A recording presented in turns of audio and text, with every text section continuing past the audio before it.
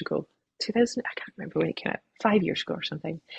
And it's just a collection of stories about growing up with my mum because she was my mum's hilarious. My mum's my biggest hype man. She's so uh like whatever I'm doing, she's like, you do get like let's go. I believe in you, you can do this. Like she's always been like that, but she's also got this little side of her where she just loses her shit once in a while. And it's now, and as a child, you're like, oh my God, like take me to social services. But as an adult, you're like, I get it. I get it.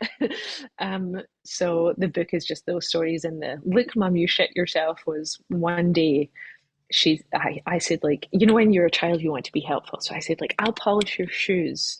And I was on the living room floor and I would polish them, scuffing them and buffing them, and they looked great, by the way. But she then came on. We didn't have an iron board apparently, so she then came onto the floor and she ironed her pants or her trousers. So the trousers, and they were white, they ended up with brown polish on them, and she never noticed. So we're walking down the street and I noticed, and it's right on her butt. So we're walking down and I was like looking, and she's like, what are you looking at? Because I'm like leaning back, and I was like, nothing at all. And then she's trying to look, and I was like, no, it's nothing. And eventually I think we went to meet someone, or it's something, and I was like, she's going to know, and I'm gonna get the blame, obviously. And I was like, look, mum, you shit yourself. And she's like, I did fucking not. And I was like, you shit yourself. It's there. And then eventually I have to say, okay, look, it's the brown polish from the shoes that I so helpfully polished. So that was that. Yeah, poor So women. so how was growing up? How was your childhood? And what in your childhood sort of led you? Did you have any indication when you're younger that you would be doing the things you're doing now? So I had a good childhood. Like my mum done absolutely the best that she could, and it wasn't always perfect and or like picturesque, but she absolutely done the best she could. And I had a really good support network. My gran and granddad, things like that. My granddad worked offshore. I'd never thought that I wanted to work offshore, so I didn't know that would be like my first step into the world. But I think my childhood adequately prepared me actually for my adulthood because life is difficult. And I think that what happened to me in my childhood is important in terms of the good and the bad. So my mum is like, again, my biggest supporter and like hype man. She's, you can do it sort of thing. And so whatever I wanted to be at the time, and it changes a lot when you're a child, whatever it was, she was like, okay, well, let's find out about that. You want to be an astronaut? Okay, well, because there was no sort of internet the way we know it back then. So like 80s, 90s, it was different. So we'd go down to the library and we'd look up, well, here's the things you need to be an astronaut. Here's what it looks like to be an astronaut, or when I want to be a vet. And she drew the line at plumber. I came home one day and I was like, I want to be a plumber because I heard you make good money. And she was like, she said to me, go and get the plunger, wait till your dad comes out of the toilet, and then you tell me if you still want to be a plumber. And I was like, no, I don't think I do. So I had that mindset, and I got that from her, saying you can do anything you want to do. So you figure out how to do that. Now I happen to be I happen so there's skill, right? Everybody's born with um the ability to learn and things like that.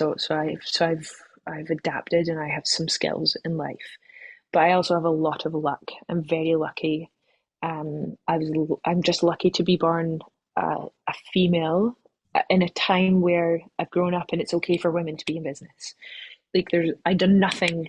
I have no part in that, but it happens to be, and so there's a lot of luck involved in my day to day life and my life as you see it.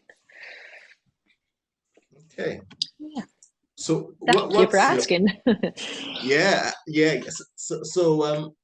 Come to the hopefully last question. I know I've Yeah, taken no, a it's lot fine. of your time. So now, what's your favorite pastime? What do you do to relax after a long week of Yeah. chasing businesses and trying to get new clients and trying to figure out how you're going to put another subsea cable, another Yeah, subsea div pod.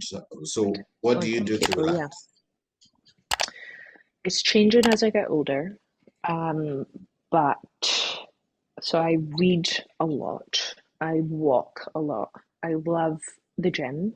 I go pretty much every day. It really helps me. I would love to meditate, but I can't get there. I just don't have that skill in life. Maybe I'll try harder, but um, so I do the very mundane things. I have a very exciting, career. So I do very mundane things on the other side of that. And I am in my bed every night without fail by 8:30. I love it. I get in, I read, I pet my dog, I talk to the dog, and then I'll maybe watch some TV or something, and then I'm asleep. And I just I have a very boring life outside of work, and I enjoy that. So those are the type of things I do. And I've taken up pottery. So I'm basically middle aged now. I'm like well on my way to a midlife crisis. I'm so sure of it. So yeah. Yeah, there are places to meditate. I know there are all these Asian countries usually they're usually known for meditation centers and Yeah. temples and so on. Would you do it? Would you go? What if it was like a silent retreat? You can't talk and you just have to like listen to yourself breathe for a week. Would you do that? I could, Would you go? I could. To be honest, You tell I me if think it you would be find a the good one. novelty. It would probably be the novelty of just shutting Yeah, down everything, shutting down yeah. phones, being inaccessible, and then just do something. Maybe that's it. Maybe yeah, it's something I probably would explore maybe later on. Maybe later on. Maybe later on in life.